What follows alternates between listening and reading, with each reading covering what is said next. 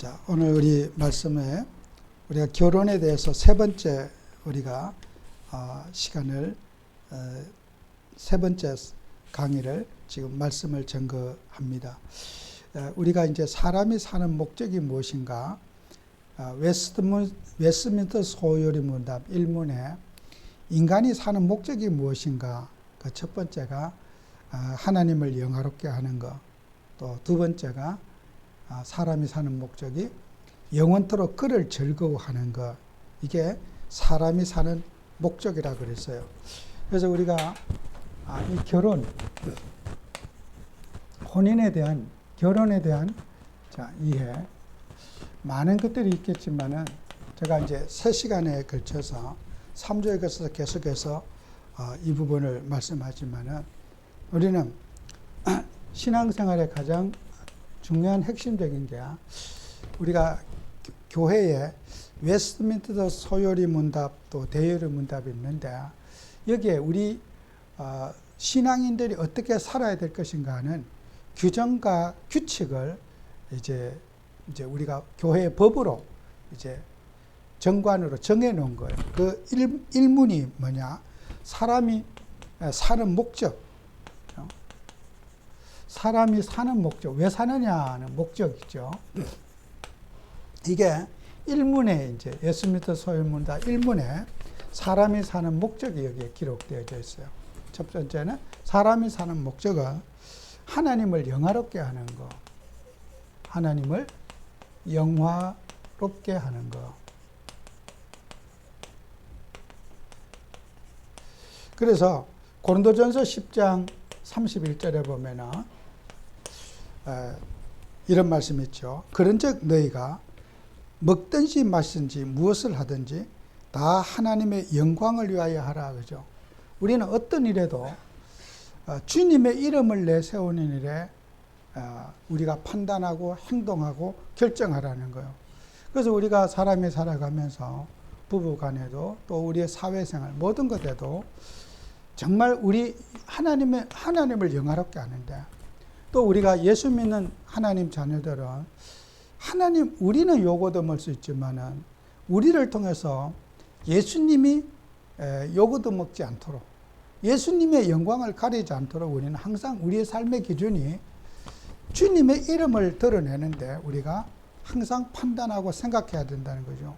이것이 바로 우리가 살아가는 목적이고 그 다음에 우리는 영원토록 우리 성도들이 살아가면서 하나님을 즐거워함에 있다. 그죠? 우리가 행복하게 살아야 되지 않겠어요? 우리가 예수님을 살아가면서 행복이 무엇인가? 우리는 사람에게 어떤 사람의 상해를 입히거나 또 어떤 여러 가지 힘들게 하는 일들 서로가 행복한 결정을 해야 된다는 거예요. 그게 바로 우리가 하나님의 이름을 즐거워하고 또 하나님을 즐거워하는 것은 시편 73편 25절에 하늘에서는 주 외에 누가 있으리요 땅에서는 주밖에 사모할 이가 없나이다. 그죠? 하나님은 우리에게 영원히 사모하고 존경할 대상이라는 거죠. 그래서 그런 의미에서 우리는 하나님 앞에 가정의 공동체, 이 가정 공동체가 또 우리는 중요하죠. 그래서 가정을 가면 어떻게 우리가 가정 생활을 해야 되는가? 시편 133편 1절에서 3절에 보면은 보라 형제가 연합하여 동거함이 어찌 그리 선하고 아름다운고 머리에 있는 보배로운 기름이 수염 곧 아론의 수염을 흘러서 그의 옷깃까지 내림 같고 헐몬의 이슬이 시온의 산들에 내림 같도다. 거기서 여호와께서 복을 명령하셨나니 곧 영생이로다 그랬어요. 우리는 가정이라고 하는 거 형제가 연합하여 그죠? 우리가 부부라고 하는 거 그죠?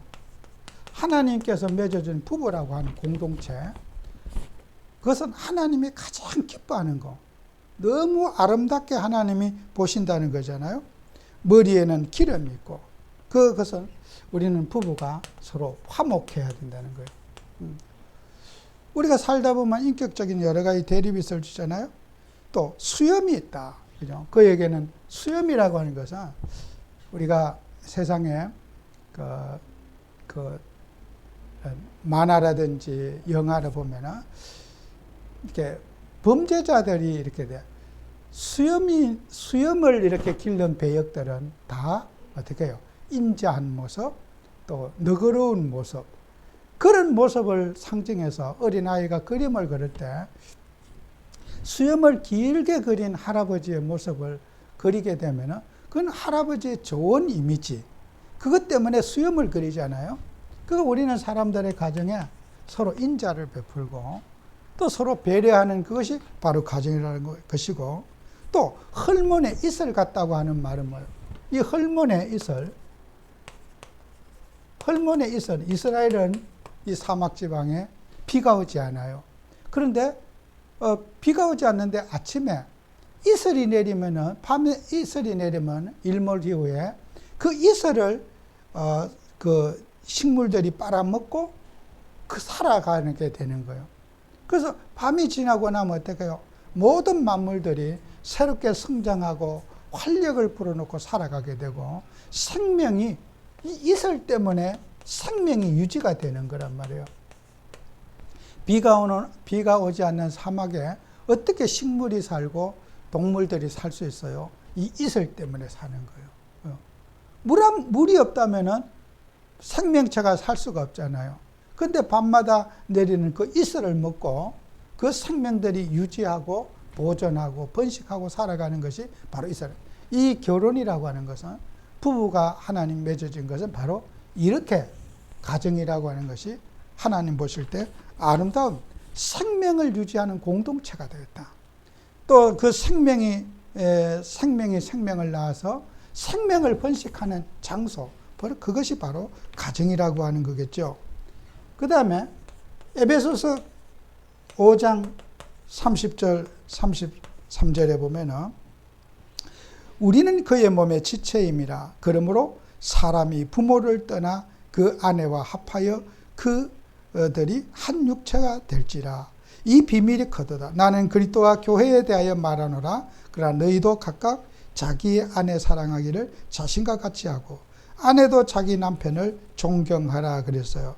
여기에서 31절에 보면은 그러므로 사람이 부모를 떠나 그랬어요.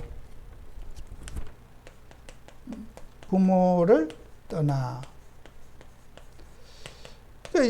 여자도 그렇고 남자도 그렇고 그렇죠. 결혼을 해서 사는데 부모를 떠나지 못한 사람이 많아요. 어떤 결정을 할 때도 부모님한테 물어보고, 아내도 친정 부모님한테 물어보고, 또 남편도 부모님한테 물어보고. 그런데 성경은 그렇게 말하지 않아요. 부모를 떠나 한 몸이 될지라 그랬단 말이에요. 독립적인 거란 말이죠. 그죠? 독립. 왜 가정의 불화가 왜 일어나느냐? 부모 때문에 일어나요. 여자도 시집을 갔지만은, 몸은 왔지만은 마음이 떠나지 못해서 오는 문제고, 부부 간에 어떻게 해요? 서로 대화하고 서로 사귀는 것은 항상 부모가 걸림이 되는 거잖아요. 부모를 떠나지 못했기 때문에. 저도 수많은 가정들 보지만은 부모를 버리라는 게 아니거든요. 일단 사람이 남녀가 결혼하면은 부모를 떠나야 돼요. 어떤 의사를 결정하고 일을 행할 때도 부모가 영향을 줘서는 안 된다는 거잖아요. 우리 집안이 어떻다. 이것에 내가 부부간의 두 인격자가 결정하고 판단해야 되는데, 부모가 개입해서 불화를 일으키는 요소가 되는 거잖아요. 그죠? 그 남녀간에 둘을 사랑하고 남녀가 서로 연합해서 둘이 한 몸이 될지라고 했는데 한 몸이 된 것이 아니죠. 몸은 시집이 왔는데 몸이 시집이 안 했고, 남자도 우리나라에 마마보이라고 그러잖아요. 무슨 엄마한테 물어보고 이렇게. 남자도 그는 결혼한 게 아니잖아요. 우리 엄마한테 물어보고. 그러면 시집은 그 아내가 마음 둘 곳이 어디 있어요, 그죠? 부부가 서로 사랑을 나누고 대화를 하고 해야 되는데 부모를 떠나지 못했다는 거예요. 우리 성경은요, 부모를 떠나야 돼요. 그래서 제가 얼마 전에도 제가 새를 봤잖아요. 제가 오해했어. 새가 좋아서 저를 막 따라다니고 아침마다 저한테 막 머리 안고 그런 줄 알았더니 그게 아니었어요. 내가 그 사실을 보고는 제가 얼마나 실망했는지 몰라. 어느 날 가니까요. 새끼를 이렇게 이제 그 요만한 새를 거기 나뭇가지에 데리고 나왔어요. 근데 어미새 2마리가 나를 공격하는데요. 막 정말 새가 비명을 질러요. 자기 새끼 보호하려고. 막 제 머리로 나르고 막 접근하지 말라 이거예요. 자기 새끼한테. 또 막 새끼는 나뭇가지에 매달려 갖고 날지도 못하고 짹짹짹 거려요. 막 떨어질 듯 말 듯 거려. 그냥 그 서 있었더니요. 나를 가라고 막 공격을 하는데요. 와, 무섭더라고요. 제 성격이 또 무서워도 도망 안 가잖아요. 계속 새를 가만히 보고 있었어요. 그랬더니요. 새가 나뭇가지에 매달려갖고 새끼가 막 우는데요. 안 되겠으니까 새가 그 새 앞에 가서 무슨 칙 하고 소리를 지르니까요. 새가 치지고 듯이 나뭇가지에 딱 들어붙어 있어. 울지도 않고. 이제, 그리고 2마리 멀리 날아가더라고. 왜? 이제 우리가 위협으로 쫓아낼 수 없으니까 이제 새도 숨겨놓는 거예요. 울지 못하게. 딱 무슨 소리를 하니까 새가 나뭇가지에 딱 붙어서 울지도 않아요. 그 새끼가. 그건 입속에 딱 붙어가고 가만히 있어요. 아, 무슨 사인을 했나 보다. 시끄럽다. 울지 말아라. 이제 그랬나 봐요. 이 새들도요. 자기가 날고 이제 먹이를 이제 같이 이제 둥지에 물어주잖아요. 그때부터는요. 새 부모가 자립할 수 있고 새끼를 밥을 먹을 수 있으면요. 그때부터는 이별이에요. 자유롭게 살아 독립을 시켜줘요. 짐승의 세계도. 그렇게 목숨 걸고 키우고 막 진짜 사람한테도 공격하고 자기 새끼 구할 대들고 그 사랑으로 키웠잖아요. 그 새끼가 나를 따라오지 못하도록 그 새끼를 독립시켜주는 거예요. 우리 인간도 마찬가지예요. 부모를 근데 안 떠났어. 제가 수많은 가정들 보거든요. 못 떠났어. 무슨 일 있으면 싸우고 제삿날이라고 싸우고 모인이라고 싸우고 무슨 생일이라고 싸우고 해야 되는데 왜 못 해내냐. 전부 이게요. 가정에 이혼하는 가정들. 제가 한국에 이혼하는 가정들, 불화하는 가정들, 살겠다 하는 집안의 모든 제가 만난 것들은 거의 대다수의 유형이 뭐야? 부모를 떠나지 못해서 그래. 몸만 있지 마음이 오지 않았기 때문이에요. 부부가 서로 사랑하고 부부가 서로 결정하고 부부가 서로 의롭게 살아야 되는데 부부 간의 관계가 한 몸이 되지 못해서 오는 문제란 말이에요. 우리가 이런 부분들을 우리가 성경 말씀대로 살아야 돼요. 그래서 그렇다고 해서 우리가 부모님들을 부양하지 말라 그런 뜻이 아니거든요. 적어도 어떤 결정든지 부부는 하나의 공동체라는 거예요. 그죠? 서로의 마음과 뜻을 같이 하는 공동체가 돼야 되는데 한 몸과 한 지체가 되지 못했기 때문에 오는 갈등과 문제란 말이에요. 그러면 부모님은요, 섭섭해도 어쩔 수가 없어요. 내가 그렇게 애지중지로 키웠더라도 마음에서 보낼 때는 보내야 돼요. 그죠? 그래서 부모님도 그래. 마음에서 못 보내는 거예요. 못 놓는 거예요. 죽을 때까지. 우리가 사랑으로 기도하고 돌봐주는 거는 부모로서 당연한 일이지만은, 그러나 그들의 판단에, 그들의 삶의 행동에 부모가 개입해서는 안 된다는 거예요. 이것이 바로 성경적인 가정관이다. 그래서 우리 기독교 국가들 보세요. 어린아이 때부터 부모가 되도록이면은 간섭하지 않으려고 노력을 해요. 어느 나라든지.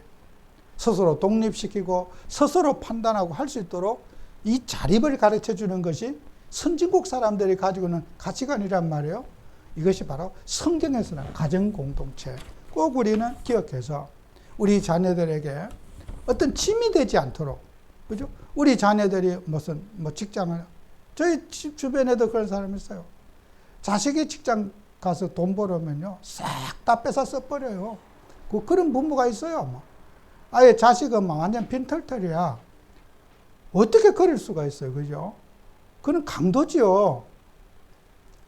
자식은 맨날 직장 다니는데 부모는 그 자식 돈을 착취해버려요. 참 기가 막히죠, 그죠? 부모가 땡깡 부르는데 자식이 안 해줄 수 없잖아요. 부모는 자식 돈으로 막 벤처 타고 다녀요. 막. 그랬더니, 자식이 해줬다는 거 자랑해요. 그거는요, 정말 아닌 짓이에요. 어떻게 그 자식이 벤처 사준다고 받아요, 그걸요. 그게 자랑거리입니까? 그 요구 없는 짓이죠. 제가 어떤 여기 운동하는 데서요, 아주머니 두 분이 엘리베이터 얘기하시는 들었어요. 자식이 뭐라며, 그럼 막 얘기해요. 자식이 사줬어. 그러니까. 그 아주머니가 얼굴이 화를 내더라고. 왜 내가 자식한테 이걸 받습니까? 내 돈 주고 내가 사야지.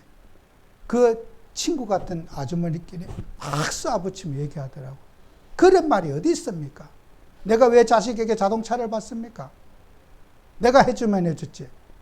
막 그런, 자존심 상한데, 이거요. 나는, 참, 저게 바른 생각이야. 우리는 많은 사람들이 부모도 마찬가지야. 자식을 부려먹고 자식에게 보상받으려고 하는 거, 이거 버려야 돼요. 그죠? 부모를 떠나 독립시켜줘야 된단 말이에요. 이것이 바로 성경적인 가치관이란 말이에요. 그러면은, 그렇게 하면 만약에 부모한테 차를 사주면은, 그럼 이제 며느리는 뭐라고 생각하겠어요? 그럼 며느리는 기뻐하겠어요? 아들이 결정해서 부모님에게 어머니에게 차 사줬어. 그러면 그 며느리는 어떻게 하겠어요? 그 집안에 평생 마음을 둘 수가 없어요. 결정을 해도 자식 스스로 부모가 결정을 해서 이렇게 뭐 선물해 드릴 수 있지만은 어떤 경우에도 우리는 자식도 부모를 떠나보내고 부모도 자식을 떠나보내야 된다는 거, 이것은 우리가 성경에서 말하는 가치관입니다. 그 다음에 우리는 사회 공동체. 우리는 가정은 하나의 우리 가정의 공동체가 되지만은 사회 공동체도 되어지는 거예요. 그래서 이제 여호수아 3장 12절에서 17절에 보면은 이제 이스라엘 백성들이 요단을 건너게 되죠. 요단을 건너게 되는데 한 지파에 한 사람씩 사람을 선발해 가지고 이제 요단을 건너는데, 거기에 이제 제사장의 언약궤를 메고 제일 먼저 앞장선 사람이 제사장이에요. 제사장들이 이제 그 언약궤를 메고 백성 앞에 나가면서 그 백성들이 전부 다 이제 요단을 이제 강물을 향해서 가는 거예요. 이스라엘 백성들은 수영을 해본 적이 없어요. 물에 들어가 본 적이 없는 사람들이에요. 광야에서는 이스라엘이에요. 근데 제사장의 발목이 잠겼어요. 벗개를 메고 가는데 발목이 잠겨서 그때 하나님이 요단의 물을 싹 마른 땅이 되도록 건넜어요. 만약에요, 그 요단강이 갈라져서 홍해를 건널 때는 갈라놓고 건넜지만은 요단을 건널 때는요, 온 백성들이 하나가 돼갖고 하나님 앞에서 믿음의 결단했을 때 거기는 생명을 건 거란 말이에요. 물이 갈라지지 않았는데 제사장이 물속에 들어 발목에 물이 잠겼다는 건 뭐예요? 목숨 걸었다는 거예요. 만약에 안 갈라지면 어떻게 되겠어요? 온 백성들이 물에 다 빠져 죽게 되는 거예요. 홍해를 건널 때는 믿음이 없어가지고 하나님이 쫙 갈라놓고 마른 땅이 돼서 건넜어요. 요단을 건널 때는요, 갈라지지 않은 상태에서 발이 물에 잠겼을 때 홍해가 요단강이 갈라졌어요. 그것은요, 이거는요, 우리는 모든 사람들이 하나님 앞에서 믿음에 결단하고 살아라는 거죠. 그죠? 온 백성들이. 우리는 내 것, 네 것 주장하지 말고 생명을 결단하고 하나님의 영광을 위해서 우리가 살아라는 거 아니겠어요? 우리는 역사가 물에 만약에 갈라지지 않았다고 해보세요. 10초만 물이 갈라지지 않았다고 하면 어떻게 되겠어요? 아마 많은 사람들이 물에 다 빠져 죽었을 거예요. 하나님은 이렇게 믿음의 가정을 마르기를 바라고 믿음의 사회를 이루기를 바라는 거죠. 이게 하나님께서 우리에게 주신 교훈입니다. 그리고 지도자들이 앞장서서 요단을 건너라. 백성 보고 먼저서 우리 같은 거죠. 아유, 장로님이 먼저 건너세요. 우리가 뒤따라가겠습니다. 그렇게 하는 거 아니죠, 그죠? 어려움과 문제가 있을 때는 지도자들이 제일 먼저 앞장서서 가야 돼요. 그죠? 우리는 어떤 문제 앞에 어려움이 있으면요, 지도자들이 먼저 헌신하고 지도자들이 먼저 판단해야지. 아유, 나는 뒤에서 기도할 테니까 장로님이 먼저 가세요, 성도님이 먼저 가세요, 이렇게 하면 안 되는 거예요. 제사장이 먼저 들어가야 되는 거잖아요. 그죠? 그래야 백성들이 따라올 거 아니에요.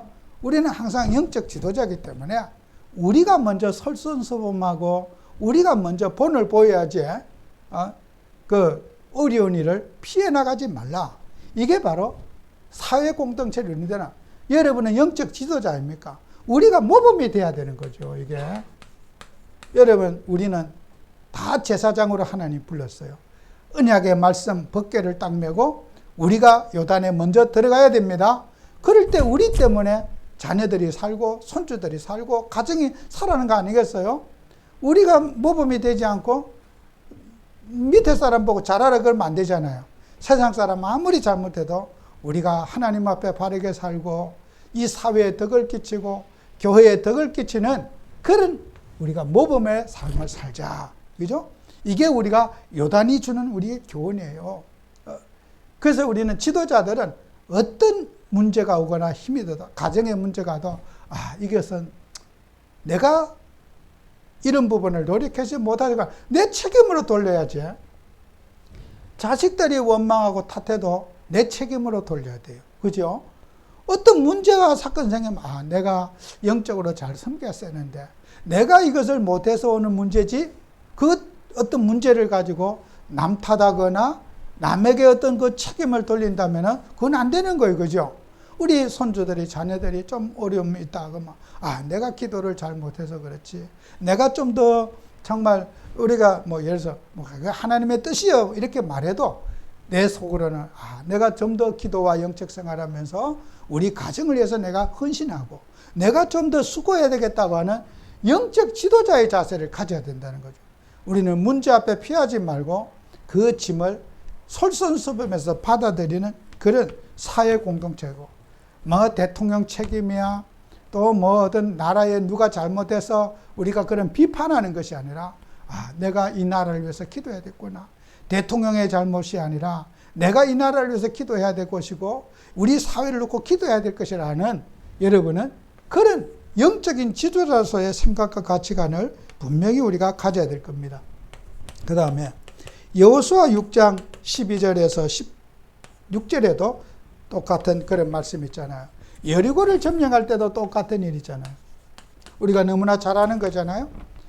이스라엘 백성들이 하루에 7 양강나팔을 잡고 하루에 한 번씩 6일 동안 뺑뺑 돌았어요. 그런데 돌면서 질문하지 말아라. 왜 도는지 묻지 말아라. 입 벌리지 말고 그냥 돌아라. 하나님이 여리고를 돌아라면 그냥 입 다물고 돌아라는 거예요. 그리고 제사장이나 아침마다 일어나가지고 도니까, 백성들 오늘 왜 돕니까? 그 질문하면 안 된다. 규칙에.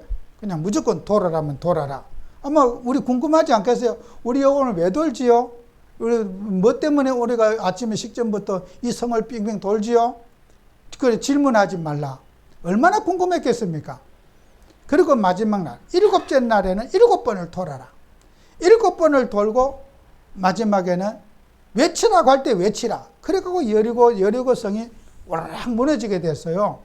우리가요, 우리 하나님 백성들이 사회에 대한 책임, 우리는 무슨 누가 잘해서, 아까도 말 잘해서 잘못해서가 아니라 우리 모두가 일치 단결해서 여리고를 무너뜨려야 된다. 어린아이들까지 모든 사람이 마음을 합쳐가지고 우리가 가지고 있는 이 흑암 시대를 무너뜨려야 되지, 이것은 누구의 책임 아니다. 전체가 공동체 함께 해야 된다고 하는 이것이 바로 여리고에서 주는 교훈이거든요. 하나님은 그 여리고라고 하는 난공불락의 성을 무너뜨릴 때 함께 해야 된다. 모든 사람이 마음과 뜻을 같이 하고 함께해서 여리고가 무너지고 사회가 변화되고 현장이 정복되는 거지, 서로 분열돼서는 안 된다고 하는 것이 하나님이 우리에게 주신 메시지거든요. 그래서 여러분이 우리가 가정에서부터 시작하는 공동체, 사회 공동체, 또 우리는 그 다음에 더 중요하게 교회 공동체. 하나님께서 이런 우리가 연합이라고 하는 거, 하나 되게 하는 것을 우리가 늘 사상으로 우리가 붙잡고 있어야 돼요. 가정도 분열하는 거, 여러분요, 집에서 새는 바가지, 이런 속담이죠. 집에서 깨진 바가지 밖에 나가면 안 새느냐, 이런 속담이 있잖아요. 그 말이 뭐냐? 가정 공동체를 이루지 못하는 사람이 사회 공동체가 될 수 있느냐? 그 사회, 가정을 늘 불화하는 사람은 교회에 와서도 또 늘 피스메이커가 되지 못하고 뭔가 불안을 조작하고 이간하고 분열시키는데, 이 가정에서 실패한 사람은 교회에 와서도 어떻게 해요? 똑같은 그 버릇이 나타나게 되는 거예요. 누구를 비난하게 되고 누가 싫다 좋다 매일 그 갈등 속에 살아간다는 거예요. 그럼 우리가 가정에서 치유받아야지 사회가 살아나고 교회가 살아난다는 거 아니겠어요? 그래서 우리가 가정이 중요하다는 거예요. 너희는 지체는 한 몸이고 부부가 결혼해서 한 몸이 될지라. 그 최초의 만남이 사회를 살리고 교회를 살리는 그런 응답을 받게 된다는 거예요. 그래서 가정이 불화하다, 절대로 하나님의 뜻이 아니에요. 어떤 경우에도 가정은 화목해야 하나님의 뜻이다. 그걸 붙잡으셔야 돼요. 막 누가 아무리 행동을 잘못해도 가정은 화목을 이루어야 된다. 그래야지 그런 사람이 직장에 가도 직장을 화목시키고 사회에서 어떤 상을 해도 늘 피스메이커로서 서로 연합되는 것을 만든다는 거예요. 이것을 우리가 붙잡고 살아가는. 그래서 우리가 교회 공동체는요, 피제사를 이해해야 돼요. 피제사. 우리는 다른 것으로 하나가 될 수가 없어요. 우리 예수님의 보혈로 하나가 돼야 돼요. 우리 주님이 우리에서 흘리신 그 희생의 피, 서로를 용서하는 마음, 서로를 우리가 이해하는 마음, 사랑하는 마음은 그리스도의 십자가에서 나오는 거예요. 이 십자가 정신이 있어야 돼요. 십자가는 뭐? 내가 죽어야죠. 내가 죽고 내 안에 그리스도가 살 때 우리는 서로 사랑이 되어지고 서로 용서가 되어지는 거 아니겠어요? 그래서 노아가 창세기 8장 20절, 22절에 노아가 방주 바깥에 나왔잖아요. 방주 바깥에서 제일 먼저 한 말이 제단을 쌓고 피제사를 드렸잖아요. 그래서 하나님 앞에 제사를 드리면서 우리 가정이 믿음으로 하나가 되고 피 언약으로 하나가 되는 거. 아마도 노아가 이 피제사의 비밀을 몰랐다면 정신병자가 됐을 거예요. 왜요? 하루아침에 부모, 형제, 가족들, 친척들 다 죽었어요.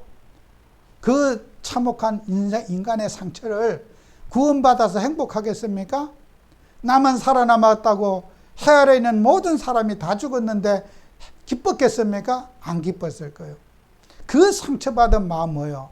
그리스도의 십자가의 보혈로 피제사로 노아의 마음과 그 집이 상처가 치유가 되는 그런 응답을 받았잖아요. 그러면서 하나님께서 추위와 가뭄과 모든 것이 이제는 그 사계절이 잘 돌아가고 자연의 법칙이 잘 돌아가게 될 것이다. 불안하지 말아라. 하나님이 주신 약속이잖아요.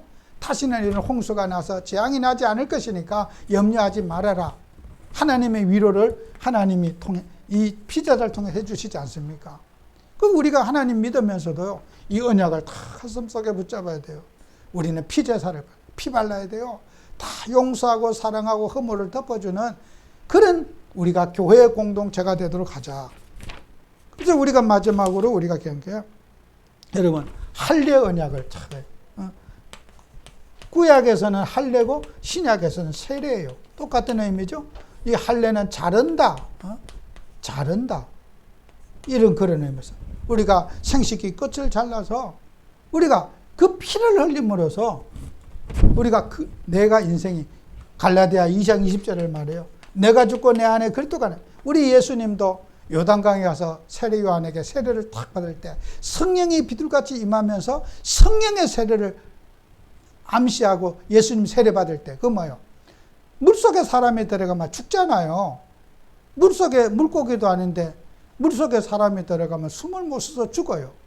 우리가 실제로 죽을 수는 없지만 물속에 탁 집어넣고 들어가서 우리는 이제 죽었다. 이제는 나를 주장하지 말고 우리는 그리스도의 영으로 성령으로 살자 하는 것이 우리 주님의 뜻이에요. 그래서 우리는 영적인 세례를 받아야 돼. 육신의 할례가 아니라 영적인 세례. 우리는 나를 부인하고 늘 주님을 영화롭게 하고 주님의 이름을 세우는 그런 응답받는 여러분 되시기를 축원합니다. 기도합니다. 하나님 아버지, 우리에게 은혜를 주셔서 정말 이번 한 주간도 우리는 가정의 소중함을 알고 또 가정을 회복하고 가정을 치유하는 그런 축복을 누리는 저희들이 되게 해 주옵소서. 예수님 이름으로 기도합니다. 아멘.